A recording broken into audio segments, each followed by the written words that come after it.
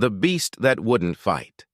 The crimson sands of Kepler 442b stretched endlessly beyond the reinforced glass windows of forward operating base Meridian. Commander Sarah Chen pressed her palm against the cool surface, watching the twin suns cast dancing shadows across the alien landscape. 3 months into humanity's first major colonial expedition, and they were already at war. Commander, the Zephyrian fleet has been spotted 12 clicks north of our position. Lieutenant Rodriguez's voice crackled through the intercom. They're moving fast, ma'am. Estimated time to contact is 40 minutes. Sarah turned from the window, her steel-gray eyes reflecting the determination that had earned her command of humanity's most elite military unit at just 32 years old. The weight of 2,000 colonists' lives pressed on her shoulders like a physical burden. "Sound general quarters," she ordered, her voice carrying the authority that had never failed her in 15 years of service. "All combat units to battle stations. This is not a drill." The base erupted into controlled chaos as alarms blared and personnel rushed to their assigned positions. Sarah strode through the corridors with practiced efficiency, her mind already calculating defensive strategies and contingency plans. The Zephyrians had been harassing human settlements for weeks, testing their defenses, probing for weaknesses. Today, it seemed, they had finally decided to make their move. In the command center, holographic displays showed the approaching alien force in stark detail. 12 vessels of unknown design, their hulls gleaming like liquid mercury in the afternoon light.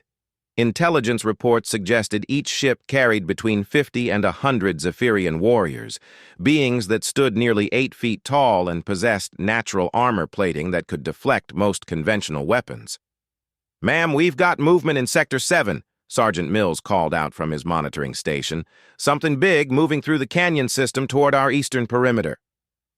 Sarah moved to his station, studying the thermal readings on his screen. Whatever was approaching wasn't showing up clearly on their sensors, but the seismic detectors were picking up massive footfalls, each step registering like a small earthquake. "Could be their ground forces," she mused, though something about the readings seemed off. "Deploy Team Alpha to the eastern wall. Heavy weapons, full tactical load." As her soldiers moved into position, Sarah couldn't shake the feeling that this attack was different from the previous skirmishes. The Zephyrians were methodical, precise in their military operations.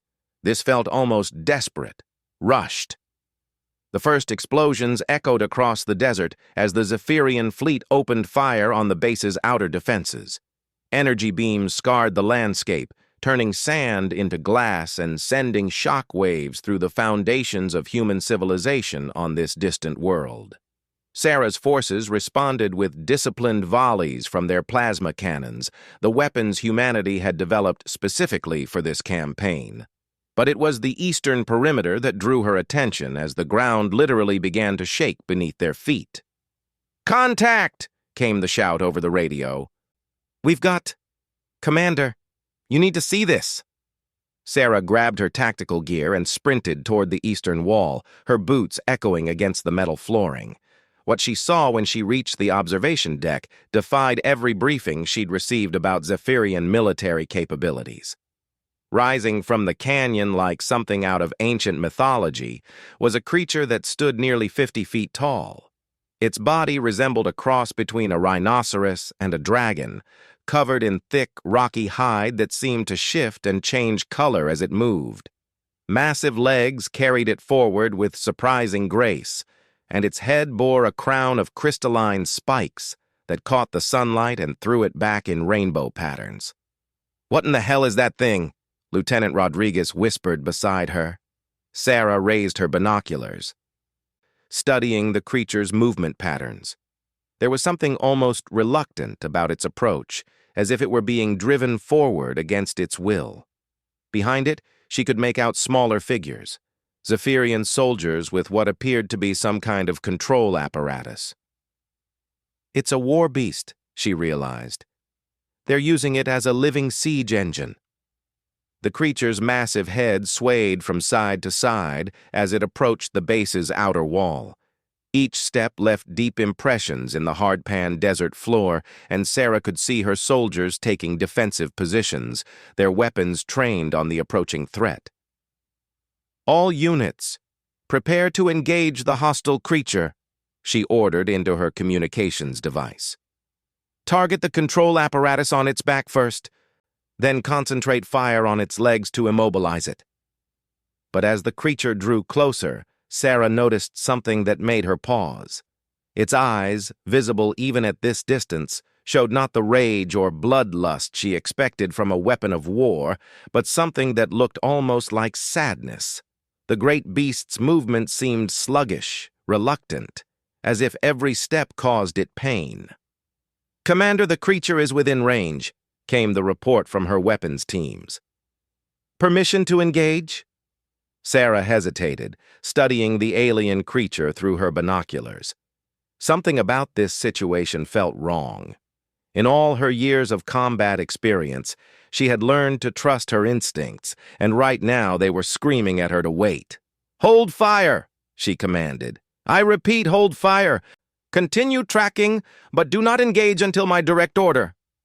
The creature had stopped approximately 200 meters from the eastern wall, its massive head tilting upward as if studying the human fortifications. The Zephyrian soldiers on its back were clearly agitated, their alien voices carrying across the desert air as they worked frantically with their control devices. Sarah could see energy discharges crackling around the creature's neck and shoulders, obviously some kind of pain compliance system designed to force the beast into combat. Each electrical jolt made the creature flinch and stumble, but instead of increasing its aggression, the stimulation seemed to be having the opposite effect. "Ma'am, the Zephyrian fleet is increasing their bombardment of our northern defenses," Rodriguez reported. "They're trying to draw our attention away from the creature." "Let them," Sarah replied, never taking her eyes off the war beast. "Something's not right here. That creature doesn't want to fight." As if responding to her words, the great beast suddenly reared up on its hind legs, letting out a sound that was part roar, part wail. The cry echoed across the desert with such power that it seemed to shake the very air. When it came back down, its massive front feet slammed into the desert floor with enough force to crack the hardpan for meters in every direction. The impact threw several of the Zephyrian handlers from their positions on the creature's back, their control apparatus sparking and smoking as it tumbled across the rocky ground. Free from the electrical stimulation, the creature's behavior immediately changed. Instead of charging the human fortifications, it began to back away, its massive head swaying from side to side as it studied the walls where Sarah and her soldiers waited. The intelligence in its eyes was unmistakable now, a deep awareness that spoke of more than mere animal cunning. "Commander," Sergeant Mills called out, "the creature's biosignature is changing. Stress hormones are dropping. Brain activity is increasing in areas associated with higher reasoning." Sarah lowered her binoculars, a plan forming in her mind that would either save lives on both sides or get her court-martialed. Possibly both. "I'm going out there," she announced. "Ma'am, absolutely not," Rodriguez protested. "That thing could crush you without even noticing." "It could," Sarah agreed, checking her sidearm and communications equipment. "But it won't. Look at it, really look. That creature is as much a prisoner of war as any human soldier would be in Zephyrian hands." The debate was interrupted by another wave of explosions from the northern perimeter as the Zephyrian fleet pressed their attack. Sarah's defensive systems were holding, but she knew they couldn't maintain their position indefinitely against superior numbers. "Ma'am, if you're going out there, you're not going alone," Rodriguez said firmly. "I'll assemble a small team." "No," Sarah replied, already moving toward the eastern gate. "This has to be just me. Any show of force will trigger its defensive instincts. One person, no weapons visible, might be seen as non-threatening."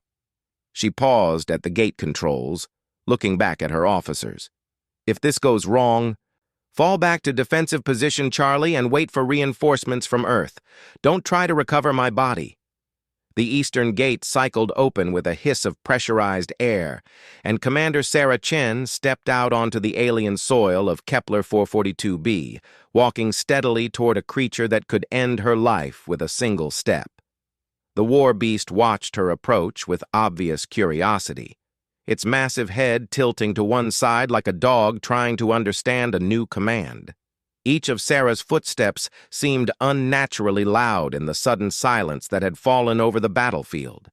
Even the explosions from the northern perimeter seemed muted, as if the entire planet was holding its breath.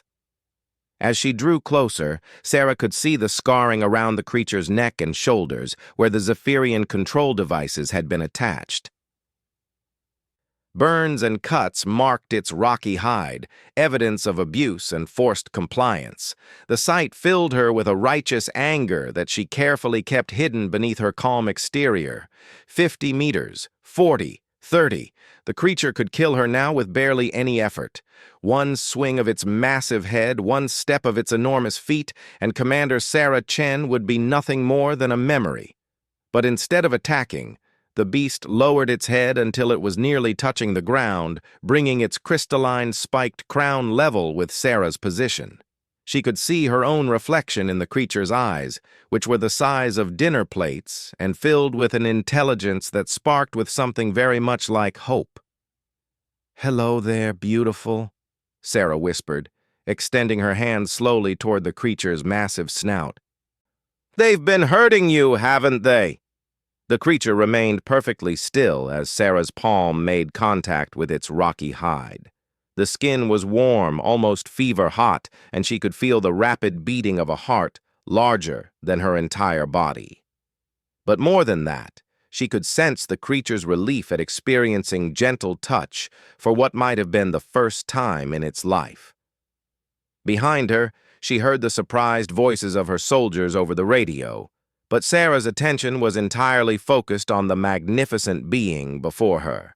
This was no mere weapon of war. This was a sentient creature, possibly more intelligent than humans themselves, that had been enslaved and tortured into fighting a war it wanted no part of. The sound of approaching Zephyrian aircraft broke the moment, and Sarah looked up to see 3 of their smaller vessels diving toward her position. The war beast's head snapped up as well, its earlier docility replaced by obvious agitation as it recognized the approach of its tormentors. "Easy, easy," Sarah murmured, keeping her hand on the creature's snout. "We're going to figure this out together." What happened next would change the course of human-alien relations forever, though Sarah had no way of knowing it at the time. As the Zephyrian aircraft opened fire, their energy beams intended to drive the war beast into a berserker rage, the creature did something that defied every military manual and strategic analysis ever written. Instead of attacking the humans who represented the closest targets, the massive creature carefully, gently, scooped Commander Sarah Chen up in its enormous jaws and began to run. The alliance unexpected. Sarah's world became a blur of motion and sound as the massive creature carried her away from the battlefield. The war beast's jaws, large enough to crush a small vehicle, held her with the gentleness of a mother cat carrying her kitten. She could feel the creature's tongue, rough as sandpaper but careful not to harm her, supporting her body as they moved across the desert landscape at impossible speed. Through the gaps between the creature's teeth, Sarah watched the Zephyrian aircraft wheel around in confusion.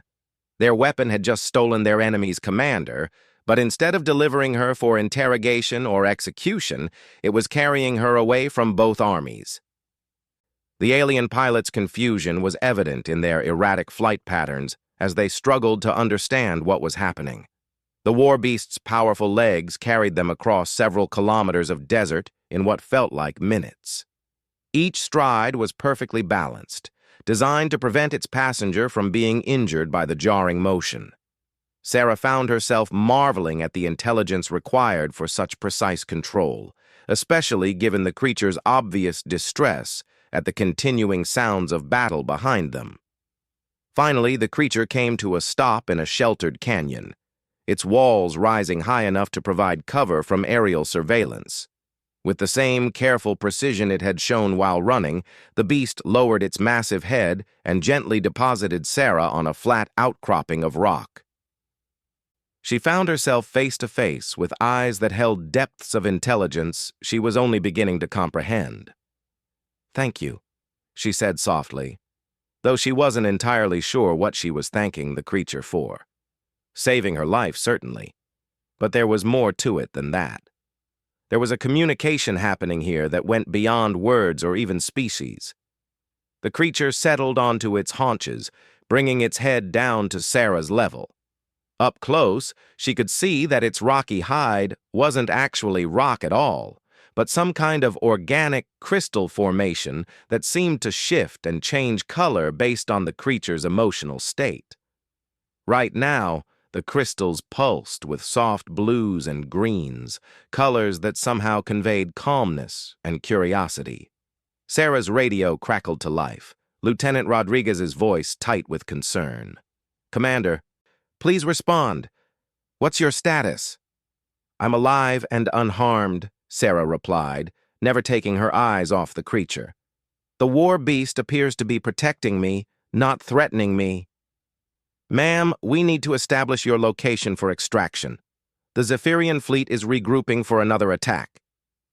"Negative on extraction, Lieutenant. I think I'm exactly where I need to be." Sarah paused, studying the creature's reactions to her radio communications. Its head tilted with obvious intelligence, and she realized it was listening, trying to understand human speech patterns. The creature suddenly stood, its attention focused on something beyond the canyon walls. Sarah heard it too, the distinctive whine of Zephyrian aircraft engines approaching their position. The beast's crystal hide shifted to deep reds and oranges, clearly agitated by the sound of its former captors. "They're coming for you, aren't they?" Sarah asked, and was amazed when the creature nodded, a distinctly human gesture that it couldn't possibly have learned naturally. The first Zephyrian aircraft appeared over the canyon rim, its sleek form hovering as its pilot surveyed the scene below.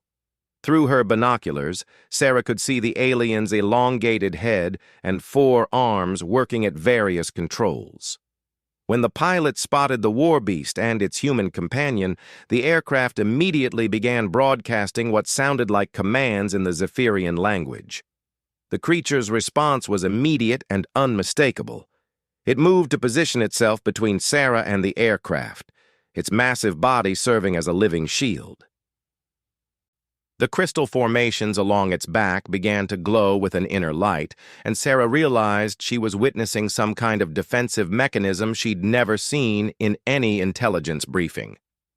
"You're not going back to them," Sarah said firmly, placing her hand on the creature's flank. "I don't know how yet, but we're going to figure this out." The aircraft began to descend, and Sarah could see additional Zephyrian soldiers preparing some kind of restraint apparatus. They clearly intended to recapture their escaped weapon and probably eliminate the human witness in the process. Sarah keyed her radio again. "Rodriguez, I need you to patch me through to the Zephyrian fleet on emergency frequencies." "Ma'am, they haven't responded to any communication attempts since the fighting started." "They will now," Sarah replied grimly. "Tell them that Commander Sarah Chen of the Human Colonial Defense Force wishes to discuss terms regarding their escaped war beast." The wait was longer than Sarah had expected, but finally her radio crackled with an unfamiliar voice, speaking accented but clear English. "Human Commander, you will return our property immediately or face the consequences of theft." Sarah felt the creature tense beside her at the sound of the Zephyrian voice. Its crystal hide had shifted to deep purples and blacks, colors that somehow conveyed both anger and deep sadness. "I'm afraid I can't do that," Sarah replied calmly. "Your property has claimed sanctuary with human forces. As a sentient being, it has that right under galactic law." The pause that followed was filled with what sounded like heated discussion in the Zephyrian language. Finally, the voice returned, noticeably more agitated. "The creature is our creation, designed for war. It has no rights beyond its programming." "That's where you're wrong," Sarah said, looking up at the magnificent being that had chosen to protect her rather than obey its former masters. "Any being capable of making moral choices transcends mere programming. This creature chose mercy over violence, protection over destruction. That makes it more than a weapon." To demonstrate her point, Sarah began to remove her tactical gear, setting aside her weapons and communications equipment until she stood before the creature with nothing but her standard uniform. If the beast had wanted to harm her, now would have been the perfect opportunity. Instead, the creature did something that would be recorded in xenobiological journals for generations to come. It carefully extended one massive claw and very gently touched Sarah's shoulder, a gesture of trust and companionship that needed no translation. The Zephyrian pilot in the hovering aircraft was clearly becoming agitated, his commands becoming more urgent and threatening. Sarah could see more aircraft approaching in the distance, along with what appeared to be ground troops moving through the canyon system. This peaceful moment wasn't going to last much longer. "Rodriguez, what's our status on the main battle?" Sarah asked. "We're holding, ma'am, but barely. The Zephyrian fleet has superior numbers and firepower. Estimated time before our defenses are breached is 30 minutes. Sarah closed her eyes, feeling the weight of command pressing down on her. 2,000 colonists depended on her decisions, but she also couldn't ignore the sentient being beside her that had chosen freedom over slavery. There had to be a solution that didn't require choosing between human and alien life.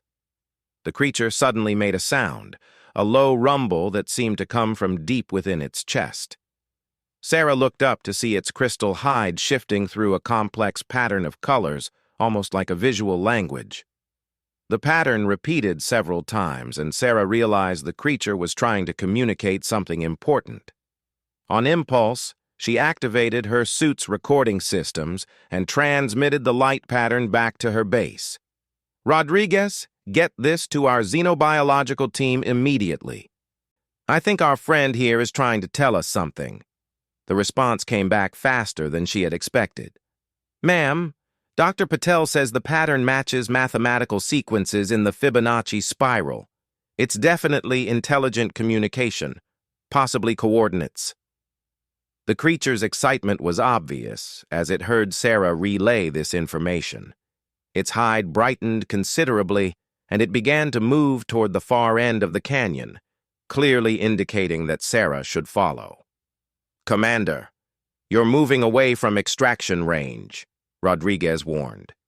"Trust me on this, Lieutenant. I think our new friend knows something we need to learn." The Zephyrian aircraft followed overhead as Sarah and the creature made their way deeper into the canyon system. The alien pilots seemed hesitant to fire while Sarah was so close to their escaped weapon, but their frustration was evident in their increasingly aggressive flight patterns. After 20 minutes of careful travel through increasingly narrow passages, the creature stopped at what appeared to be a dead end. The canyon walls rose sheer and smooth for hundreds of meters, offering no obvious path forward. But the creature's crystal hide was now pulsing with excited patterns of gold and silver, and Sarah realized they had arrived wherever the beast had been trying to lead her. The creature approached the canyon wall and pressed its massive head against what looked like solid rock. To Sarah's amazement, the stone began to glow with the same crystalline light that emanated from the creature's hide. Slowly, silently, a section of the wall began to slide away, revealing a passage that led deep into the planet's crust. "My God," Sarah whispered, understanding beginning to dawn. "This isn't your first time on this planet, is it?" The creature turned to look at her, and Sarah could swear she saw something like relief in its ancient eyes. Whatever lay beyond that opening was important enough to risk everything to reach it. Behind them, the Zephyrian aircraft were landing, and Sarah could hear the sound of alien soldiers moving through the canyon. They had perhaps minutes before being recaptured or killed. "Rodriguez, are you getting this?" Sarah asked, pointing her helmet camera at the glowing passage. "Affirmative, ma'am. Dr. Patel is going crazy over here. She says the energy signatures are off the charts." Completely unknown to human science. Sarah made her decision with the speed that had earned her command rank. "Tell Dr. Patel she's about to learn something new. We're going in." The creature waited until Sarah was positioned safely on its back before entering the glowing passage. The moment they crossed the threshold, the opening began to close behind them, sealing them off from their pursuers and from the battle raging in the desert above. But instead of darkness, the passage ahead was filled with a soft, welcoming light that seemed to come from the walls themselves. And as they moved deeper into the planet's mysteries, Sarah began to understand that her war beast companion was leading her towards something that would change humanity's understanding of this world forever. The passage opened into a vast underground chamber, its ceiling lost in shadows above. But what took Sarah's breath away were the structures that filled the space, buildings, or perhaps organic growths, that combined crystalline formations with architectural principles that seemed to follow mathematical patterns found in nature. And they were not alone. Throughout the chamber, other creatures moved with purpose and intelligence. Beings that resembled her companion but showed subtle differences in size, coloration, and crystal formations, an entire civilization that the Zephyrians had somehow discovered and enslaved. The creature carrying Sarah let out a call that echoed through the chamber, a sound filled with joy and homecoming. The response from the other beings was immediate and overwhelming. They gathered around Sarah and her companion, their crystal hides creating a light show of welcoming colors that needed no translation. Sarah realized she wasn't just witnessing first contact with an intelligent alien species. She was being welcomed into their home by a people who had suffered under Zephyrian oppression. And her companion had risked everything to bring her here because it somehow understood that humans might be different. As she climbed down from the creature's back and found herself surrounded by beings that could have crushed her without effort, but instead offered gentle touches and curious examination, Sarah understood that the war on the surface had just become far more complicated, but it had also become far more important. These beings deserved their freedom, and Commander Sarah Chen was going to make sure they got it. The choice that changed everything. In the crystalline chamber deep beneath Kepler 442b's surface, Sarah found herself at the center of something unprecedented in human history. Dozens of the massive beings surrounded her, their crystal hides creating patterns of light that seemed to pulse in rhythm with their collective heartbeat. Each creature was unique, with crystal formations that ranged from deep blues and purples to brilliant golds and silvers, like living gemstones given form and consciousness. Her companion, the war beast that had rescued her from the battlefield above, moved among its people with obvious joy. The greeting rituals were complex and beautiful, involving synchronized light displays and harmonious vocalizations that resonated through the chamber like a crystal symphony. Sarah watched in fascination as her new friend was welcomed home with a celebration that spoke of deep emotional bonds and community structure. But underneath the joy, Sarah could sense something else.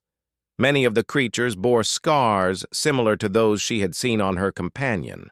Burns, cuts, and missing crystal formations that told a story of systematic abuse and exploitation. The Zephyrians hadn't just enslaved one creature. They had been harvesting an entire civilization. "Commander Chen?" came Rodriguez's voice through her radio, the signal somehow penetrating the layers of rock above them. "What's your status? We're reading massive energy signatures from your location." Sarah keyed her radio while continuing to observe the creatures around her.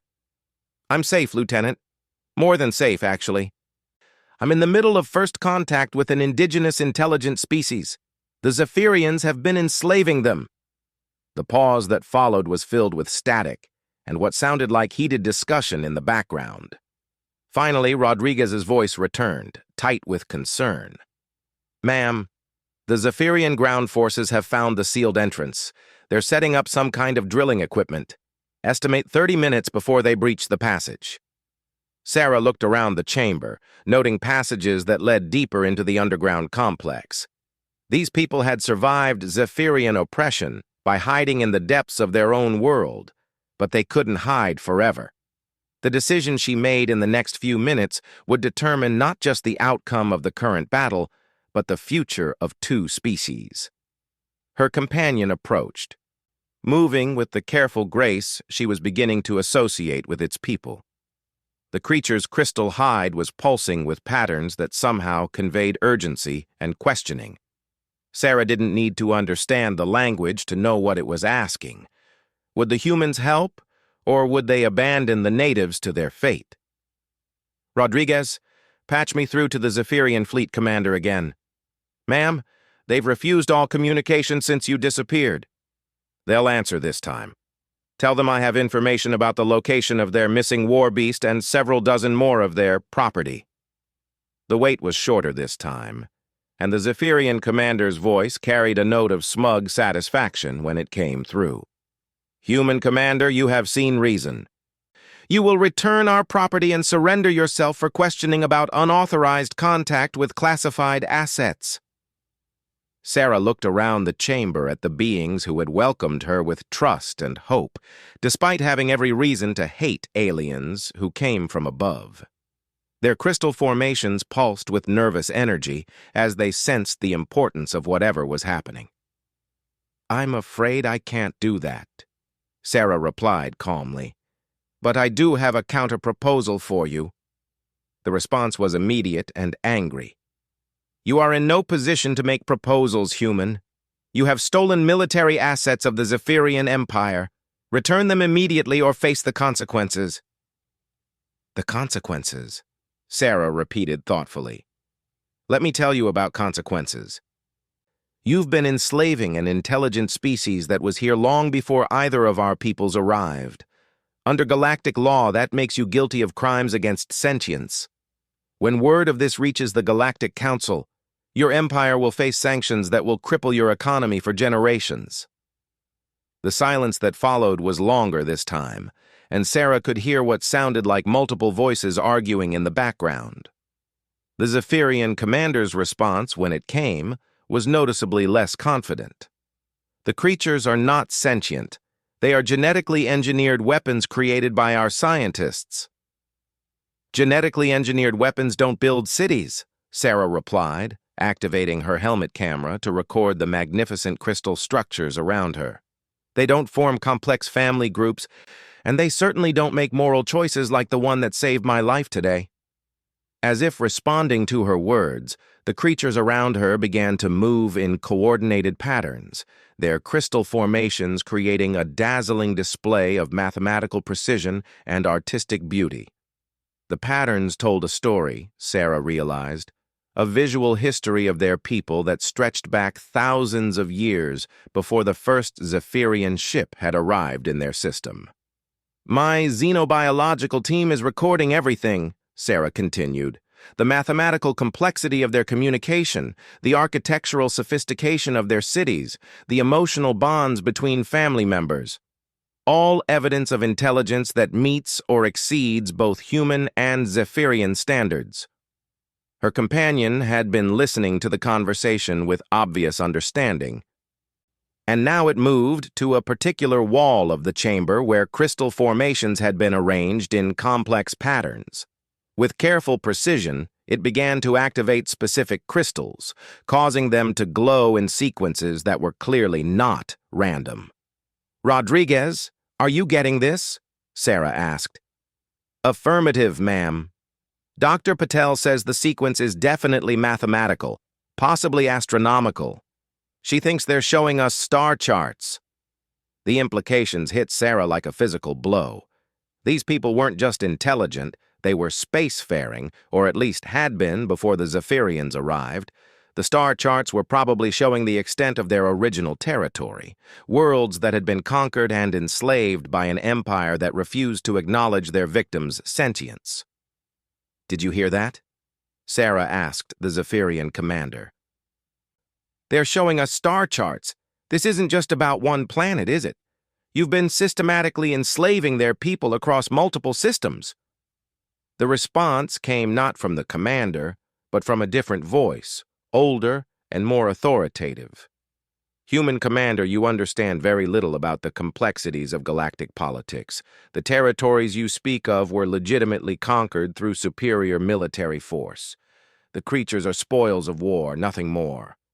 "And that," Sarah said grimly, "is exactly the kind of thinking that's going to end your empire."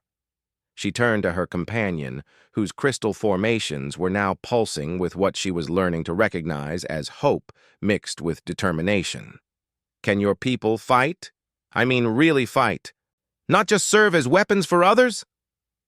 The creature's response was immediate and dramatic.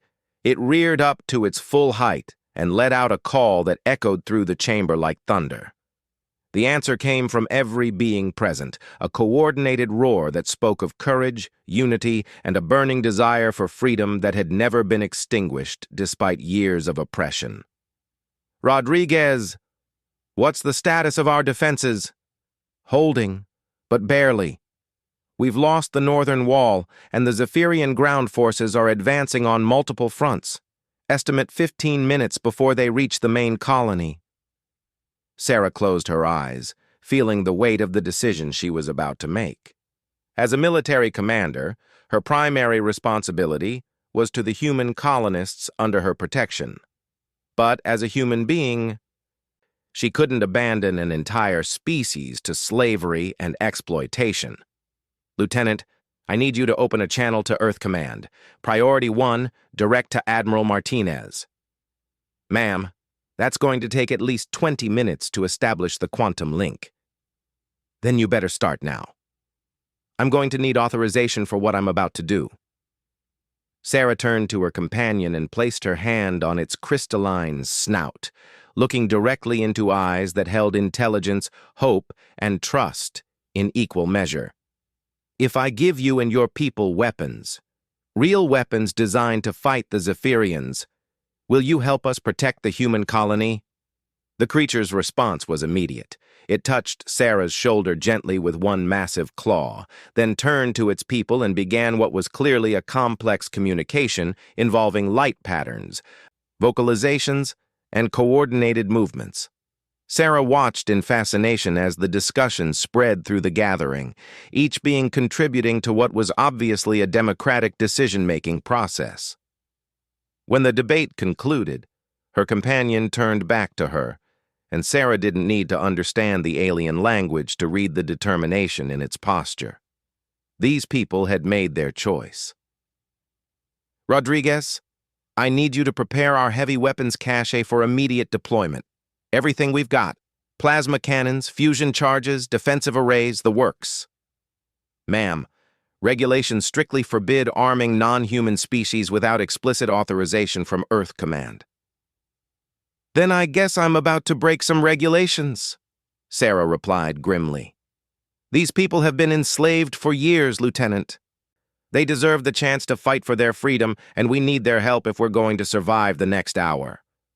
The chamber suddenly shook as the Zephyrian drilling equipment broke through the sealed passage above. Sarah could hear the sound of alien soldiers moving through the tunnels, getting closer to the hidden city with each passing minute. "Ma'am, Admiral Martinez is on the line," Rodriguez reported. Sarah activated her communicator, knowing that the next few seconds would determine her military career and possibly the future of human-alien relations. "Admiral, this is Commander Chen.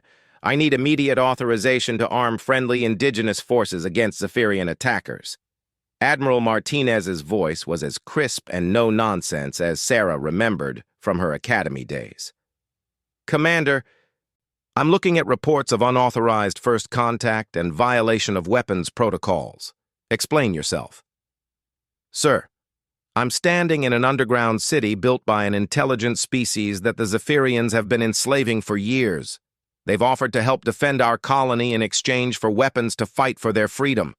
We're facing superior numbers and firepower, Admiral. Without their help, we're going to lose everything. The pause seemed to last forever, filled with the sound of approaching footsteps and the nervous vocalizations of the alien beings around her. Finally, Admiral Martinez spoke, his voice carrying the authority of Earth's highest military command. Commander Chen, under Emergency Protocol 7, you are authorized to take any action necessary to ensure the survival of human colonial assets. That includes temporary alliance with indigenous forces. Thank you, sir, Sarah replied, relief flooding through her. Don't thank me yet, Commander.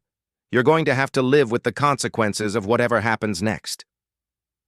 Sarah looked around the chamber at the dozens of beings who had placed their trust in her, then at her companion whose gentle nature had started this entire chain of events.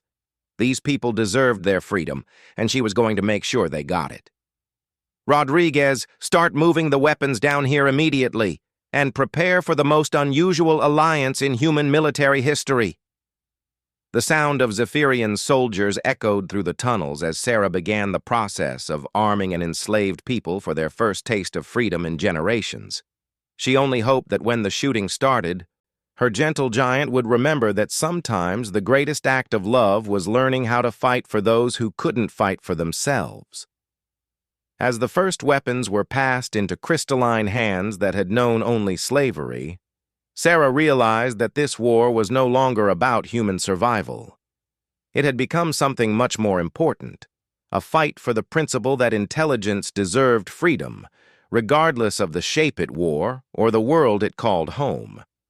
The battle for Kepler 442b was about to begin, but this time, the enslaved would fight alongside the free, and the galaxy would never be the same.